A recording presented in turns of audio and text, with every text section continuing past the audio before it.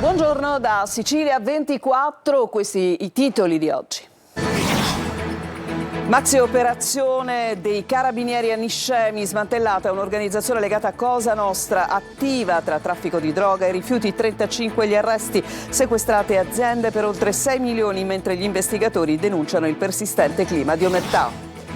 Palermo tentava di consegnare droga al figlio detenuto durante un colloquio al Pagliarelli. Arrestato il padre, denunciato il giovane. Intanto cresce l'allarme nelle carceri siciliane per le continue aggressioni agli agenti. Pavia dopo il fermo del sedicenne di origine egiziana per l'omicidio di Gabriele Vaccaro, denunciati per omissione di soccorso 4 amici dell'aggressore. Stasera fiaccolate in memoria del 25enne originario di Favara. Dipendenti in nero, contratti irregolari con stipendi decurtati e 13esime restituite. A Barcellona Pozzo di Gotto, nel Messinese, scoperto un sistema di sfruttamento nei distributori di carburante. Multati 2 imprenditori per oltre 570.000 euro, 58 lavoratori coinvolti. Incendio all'alba al porto di Scoglitti nel Ragusano, una barca distrutta dalle fiamme, danni anche a una seconda, si sospetta la matrice dolosa. Maxi operazione della Polizia Municipale di Catania, sul viale Mario Rapisardi, raffica di multe e sequestri di merci abusive e veicoli. Arriva Rubidone, il RoboGreen che insegna ai bambini la raccolta differenziata attraverso l'intelligenza artificiale e il gioco. Annoto nel Siracusano, un laboratorio del futuro in aula. Calcio, il Catania chiamato alla sfida decisiva per difendere il secondo posto contro l'Atalanta Under 23, fondamentale per i play-off. Rebus formazione per Toscano, la gara sarà trasmessa in diretta in esclusiva su Telecolor.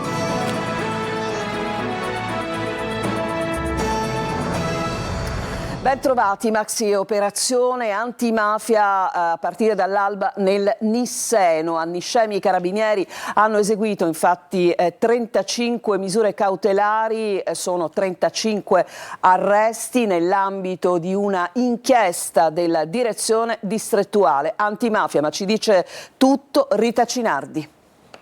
Facevano affari nel settore degli oli esausti e gestivano il traffico di droga imponendo il controllo del territorio con le regole di Cosa Nostra. E questo è il quadro che emerge dall'operazione scattata all'alba a Niscemi, dove i carabinieri hanno eseguito 35 arresti su richiesta della direzione distrettuale antimafia. L'inchiesta ha permesso di ricostruire l'organizzazione guidata dai fratelli Musto, ritenuta ai vertici della famiglia mafiosa di Niscemi. Secondo gli investigatori, il gruppo avrebbe infiltrato il tessuto economico imponendo con minacce e intimidazioni accordi a commercianti ed esercenti, condizionando le attività e limitando la libera concorrenza. Il procuratore capo Salvatore De Luca ha sottolineato come grazie a questa operazione Cosa Nostra a Niscemi si sia ridotta ai minimi termini. La quantità delle denunce lascia molto a desiderare, ma si deve sottolineare che quelle poche che ci sono hanno un valore enorme, sia come valore simbolico sia come valore sostanziale, perché comportano una crepa nel muro dell'omertà e quindi comporta anche un senso di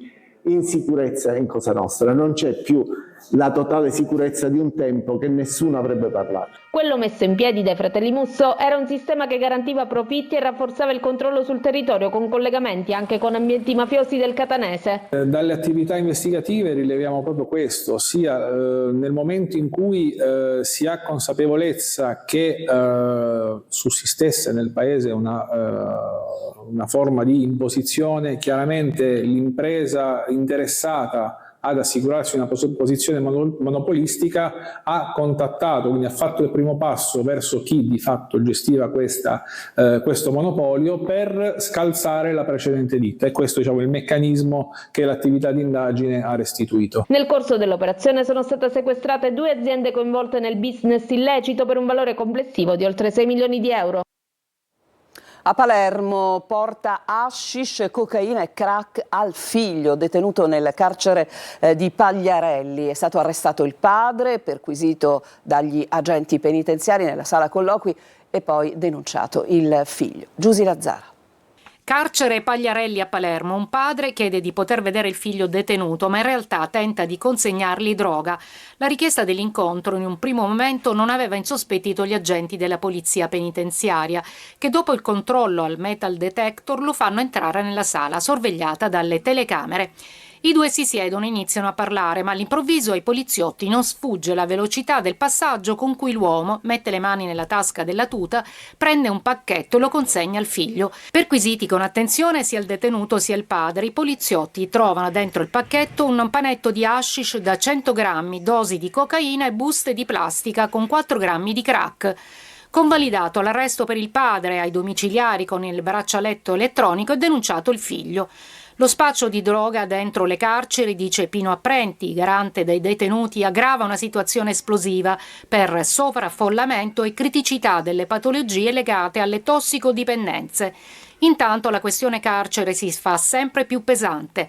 A Catania, nel reparto omicidio del carcere di Piazza Lanza, un detenuto uscito dall'isolamento per una telefonata ferisce 6 poliziotti, uno di questi preso in pieno volto con il lancio di una padella. L'aggressione a poche settimane da un altro episodio con 5 agenti feriti. E arriva la denuncia di Armando Algozzino, presidente nazionale della UIL Penitenziari. Dallo Stato non arrivano soluzioni ai problemi che abbiamo più volte segnalato.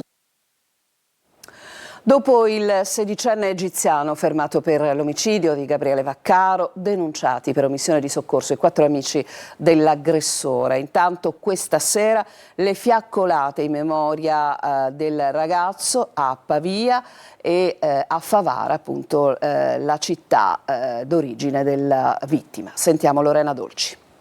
Ucciso per una fetta di pizza in una lite tra giovani, gli investigatori cercano di chiarire gli ultimi momenti che hanno portato alla morte di Gabriele Vaccaro, il 25enne originario di Favara, accoltellato in un'area parcheggio di Pavia dove si era trasferito dalla Sicilia in cerca di lavoro.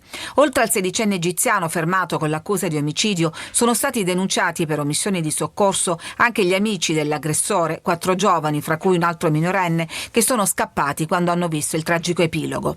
Domani mattina il minorenne sarà interrogato. I suoi avvocati hanno fornito intanto una versione diversa rispetto a quella presentata sino ad ora, ribadendo che il ragazzo ha reagito colpendo al collo la vittima solo dopo che era stato a sua volta aggredito dall'altro gruppo. La colluttazione sarebbe nata dal rifiuto di Vaccaro e dei suoi 2 amici di dare appunto una fetta di pizza appena acquistata. Mentre si cerca ancora l'arma del delitto, i legali insistono su un passaggio: la ritardata richiesta di soccorso. Perché, si chiedono gli amici di Gabriele, non hanno chiamato subito il 118, ma solo dopo che sono arrivati a casa, quando l'emorragia era ormai evidente. Resta un dato: il ricorso sempre più facile alla violenza da parte dei giovanissimi. Anche il sedicenne accusato di omicidio qualche mese fa era stato accoltellato, finendo in ospedale. Stasera 2 fiaccolate in memoria di Gabriele, una a Pavia e l'altra a Favara. E dopo 12 giorni dall'incidente sul lavoro a Palermo in via Marturano, questa sera associazioni e sindacati si riuniranno in una manifestazione per chiedere che venga fatta giustizia per la morte dei 2 operai. Sentiamo Marco Gullà. Sindacati, associazioni e le famiglie dei 2 operai morti, tutti insieme per chiedere giustizia e verità. In via Marturano a Palermo oggi è il giorno della rabbia. A distanza di 12 giorni dall'incidente sul lavoro che è costato la vita a 2 operai, Daniluk Tiberi e Najae Jaledin, questa sera alle 21 nel luogo della tragedia andrà in scena una manifestazione organizzata tra gli altri dall'associazione Filis. Per favore non lasciateci soli. Laura, moglie di Najae Jaledin, uno dei morti sul lavoro dello scorso 10 aprile per il cedimento di una gru in via Ruggero Marturano insieme al collega, chiede aiuto a tutta Palermo. Pertanto ricondividete questo video, perché i lavoratori morti erano senza tutele, senza sicurezza, lavoravano anche in nero. Le indagini intanto vanno avanti. I 2 operai lavoravano come acrobati senza rete e per giunta senza una formazione adeguata per operare in quota. E prende corpo anche un sospetto preciso: per risparmiare tempo e denaro sarebbero state aggirate le procedure di sicurezza nell'utilizzo della gru, spingendo il dispositivo oltre i limiti consentiti. Restiamo sul tema del lavoro irregolare, perché a Barcellona Pozzo di Gotto, siamo nel Messinese, 2 imprenditori del settore carburanti sono stati sanzionati per circa 570.000 euro per sfruttamento del lavoro. La Guardia di Finanza ha scoperto 58 posizioni irregolari tra lavoratori in nero e contratti difformi. Simona Mazzone. Al lavoro 8 ore, ma in busta paga erano solo 6, straordinari non retribuiti sia per le notti che per i festivi, nessuna 13ª, e quando versata il dipendente era costretto a riconsegnarla in contanti al titolare. Dietro le colonnine di erogazione di 2 distributori di Barcellona Pozzo di Gotto nel Messinese si nascondeva un sistema di sfruttamento strutturato che ha portato alla luce numeri impressionanti. 27 lavoratori completamente in nero e altri 31 con contratto irregolare. La Guardia di Finanza ha smascherato un vero e proprio sistema fraudolento orchestrato nell'arco di 4 anni da 2 imprenditori del settore carburanti già finiti ai domiciliari lo scorso ottobre per lo stesso reato ai danni di 9 lavoratori addetti alle colonnine di erogazione del carburante. In totale 58 persone private dei propri diritti tra turni estenuanti non retribuiti e pizzo sulla 13ª e le retribuzioni erogate dai 2 datori di lavoro in assenza di tracciabilità per sfuggire al fisco. Un giro di vite che oggi, grazie alla sinergia tra Fiamme Gialle, INPS e Ispettorato del Lavoro, si traduce in una mazzata finanziaria, oltre 570.000 euro di sanzioni per i 2. Un segnale forte contro il profitto illecito ottenuto calpestando la vita di chi per necessità non poteva dire di no. Fiamme all'alba al porto di Scoglitti, 2 le imbarcazioni coinvolte, una completamente distrutta. Le prime verifiche escludono la matrice accidentale del focolaio. Veronica Barbarino.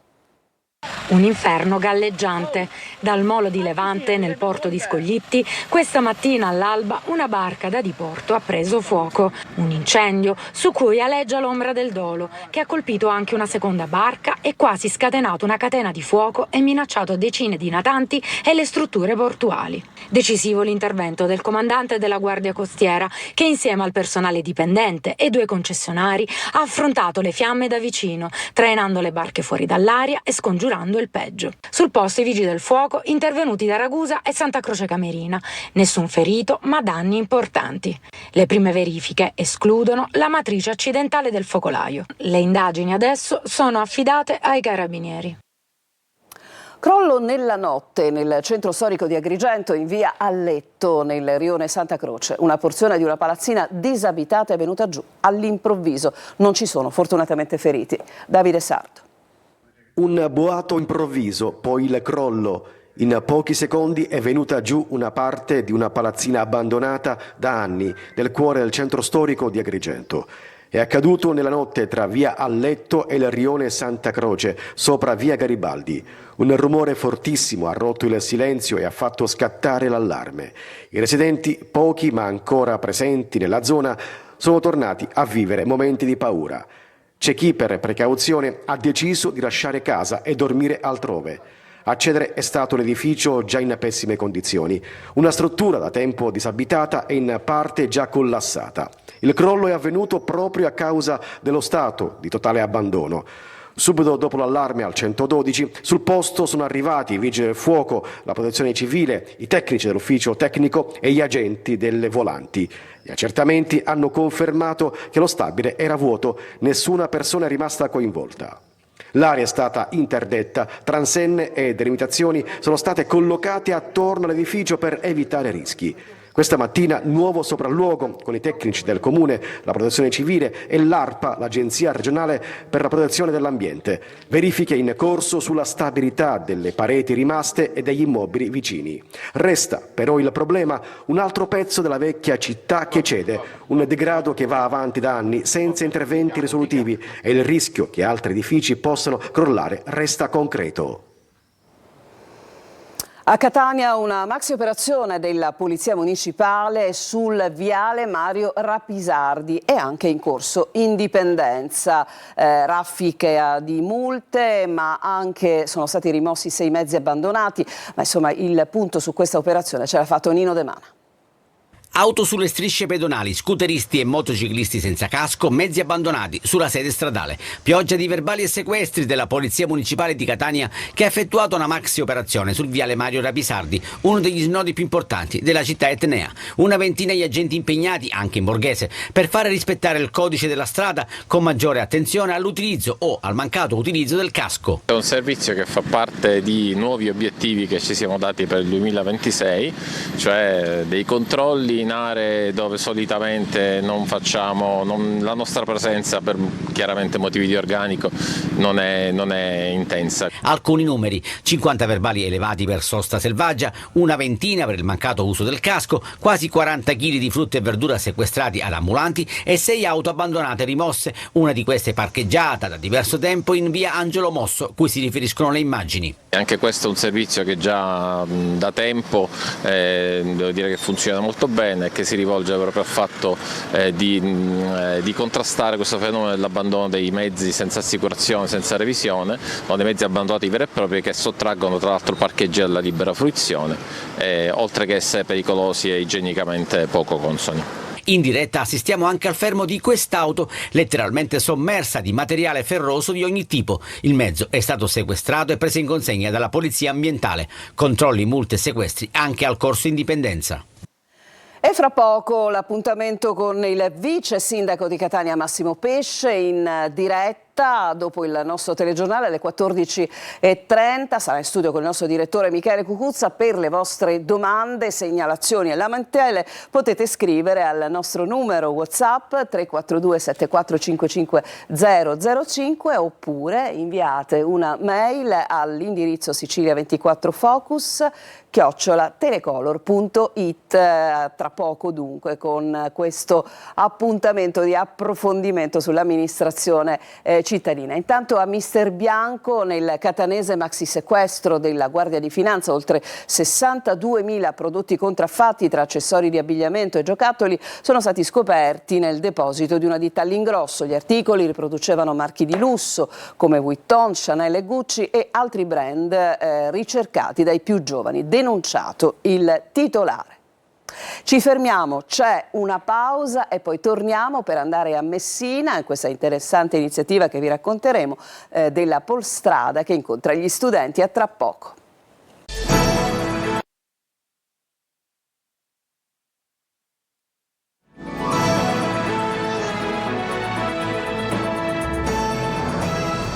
Seconda parte di Sicilia 24 a Messina, centinaia di studenti in Piazza Duomo per l'iniziativa della Polizia Stradale per sensibilizzare alla sicurezza e alle regole della strada. Francesco Triolo. L'emozione di salire a bordo di un'auto o una moto della polizia stradale, il brivido di azionare la sirena. Centinaia di bambini hanno visitato il parco mobile della sicurezza stradale, l'iniziativa organizzata dalla polizia stradale nell'ambito della 26esima edizione del progetto Icaro. Piazza Duomo è diventata una città in miniatura con percorsi ricostruiti, cartelli stradali con obblighi e divieti, strisce pedonali, l'occasione per educare i più piccoli alla cultura della sicurezza e al rispetto delle regole. Dobbiamo coinvolgere i bambini grazie ovviamente agli insegnanti e ai dirigenti scolastici che ci hanno fornito il loro supporto per far capire ai bambini che la strada può essere un luogo pericoloso e bisogna ovviamente rispettare le regole, per far capire loro che il rispetto delle regole passa proprio per la tutela della difesa dell'individuo e delle persone. L'evento si inquadra nel percorso didattico avviato da tempo con la presenza anche degli agenti nelle scuole, dove gli alunni hanno imparato a conoscere la segnaletica stradale e le regole della strada attraverso giochi, filmati e cartoni animati. L'obiettivo finale è trasformare l'educazione stradale in un valore civile e formativo, rendendola parte integrante del modo di vivere delle future generazioni. Credo che sia importante molto seminare fin dalle prime fasi della vita, quindi perché poi il bambino assorbe, ed è questo il momento in cui il bambino cresce e diventerà l'uomo del domani, e siamo consapevoli e siamo sicuri che avremo degli uomini più sicuri, più consapevoli e più rispettosi delle regole. E in occasione della giornata mondiale della Terra arriva a Noto Robidone, è un robot che parla e insegna ai più giovani a salvare il pianeta. È entrato nelle aule della scuola Giuseppe Melodia e ha conquistato i più piccoli. Desiree Ferlito. Buongiorno a tutti. Non è fantascienza e nemmeno un videogioco, è Robidone, il robot green che parla, risponde. Voi sapete da dove nasce la carta? E insegna ai bambini come salvare il pianeta. Il ciclo dei rifiuti organici si può ottenere il compost, che è un ottimo concime per le piante. Arriva a Noto e per 2 giorni trasforma le aule dell'Istituto Comprensivo Giuseppe Melodia in un vero laboratorio del futuro, trasformando la raccolta differenziata in un gioco intelligente. La plastica è stata un'invenzione geniale e utile, ma gli umani ne hanno abusato come bambini in un negozio di caramelle. Ideato da Matteo Suzzi e realizzato interamente con materiali riciclati, Robidone è molto più che un robot, è un narratore digitale. Dialoga con gli studenti, risponde in tempo reale e adatta il linguaggio grazie all'intelligenza artificiale. Per produrre 1 tonnellata di carta vergine servono circa 15 alberi. Robidone durante gli incontri guida i ragazzi tra errori comuni e soluzioni pratiche e insegna loro che anche il gesto più piccolo può fare la differenza. Educare i giovani a quel rispetto necessario per la tutela dell'ambiente. E proprio i più giovani, ricorda il direttore operativo Orazio Di Blasi, sono i veri protagonisti del cambiamento. Fare in modo che questi giovani crescono sotto l'egida della bandiera dell'ecologia e della pulizia del territorio. Tra mani alzate ed entusiasmo il messaggio è chiaro, il futuro passa anche da qui, da una classe e da un robot che parla la lingua della nuova generazione. Buongiorno a tutti. Ci fermiamo ancora, c'è un'altra pausa e poi andremo al calcio con il Catania che ormai è davvero a pochi giorni con la partita importantissima e determinante contro l'Atalanta Under 23. A tra poco.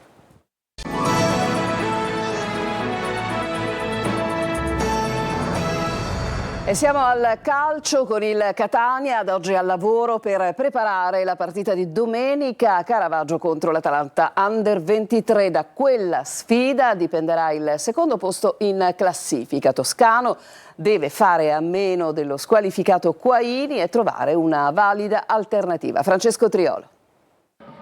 Il secondo posto non è l'obiettivo, ma per il Catania, arrivata a questo punto e con la promozione diretta ormai andata, è diventato un traguardo intermedio da non fallire. Inutile oggi guardare troppo indietro nel percorso della stagione, ma basti pensare che 3 settimane fa il vantaggio sul terzo posto era di 8 punti. Ecco quindi che la necessità di andare a difendere adesso la piazza d'onore all'ultima giornata appare riduttivo. Ma tant'è, perché quel margine cospicuo è stato bruciato in 3 partite a 90 minuti alla conclusione della stagione regolare. La squadra di Toscano si trova così ancora in bilico.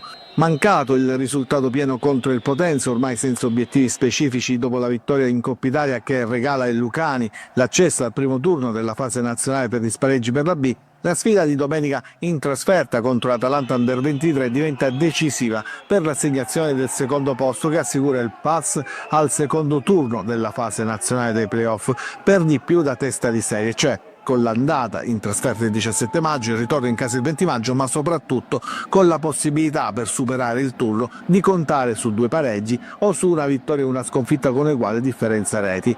Proprio per l'importanza della partita, ecco che Telecolor la offrirà in chiaro in esclusiva alla luce anche del divieto di trasferta imposta ai tifosi rossazzurri. Da oggi Toscano prepara il match sapendo che non potrà contare sullo squalificato Quaini ed è un'assenza non da poco, perché costringerà il tecnico a modificare un assetto, quello di centrocampo già rodato. Potrebbe giocare Corbari, che però potrebbe essere anche preservato per precauzione, ma soprattutto Di Noia pronto a dare una mano al fianco di Di Tacchio. La formazione insomma può cambiare, dipenderà da quello che l'allenatore vedrà in questi giorni di allenamento, a prescindere dal modulo utilizzato con la difesa a 3 e i 2 trequartisti.